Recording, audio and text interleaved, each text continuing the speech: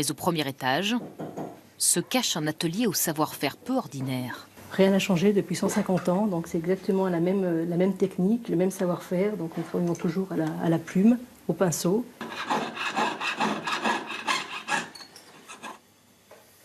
Des mains délicates qui ressuscitent un bijou que l'on croyait disparu.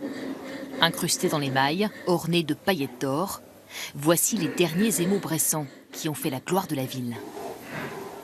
Pour une partie de nos clients, dans notre région, c'est vraiment un bijou auquel elles sont attachées, puisque souvent c'est des bijoux qui peuvent venir de leur grand-mère, voire même de leurs arrière-grands-parents. Donc c'est des bijoux qui se transmettent dans la famille. Là, je vais faire des cœurs, donc je me mets sur un triboulet en forme de cœur. Un art né au XIVe siècle et qui a bien failli s'éteindre.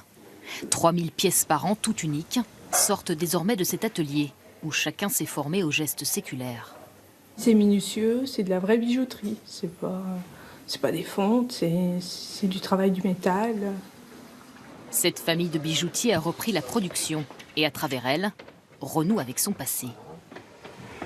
Donc là, je vous fais découvrir le coffret à bijoux de ma grand-mère qui date de 1935, paré d'émaux bressants. Elle avait eu ça en cadeau pour son mariage. Des parures mondaines, très en vogue au XIXe siècle. À cette époque, une trentaine d'ateliers les façonnent. Les émaux sont un luxe que l'on aime afficher. C'était vraiment un signe extérieur de richesse à l'époque. On appartenait à un certain niveau social grâce aux émaux bressants. Des bijoux de grand-mère que l'on s'emploie ici à dépoussiérer. Ah, c'est très beau.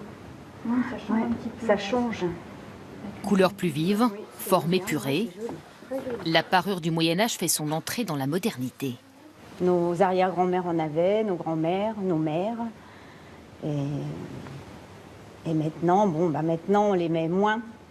Parce c'est vrai que les formes sont plus anciennes et c'est pour ça que la modernité de ceux-là, c'est sympa.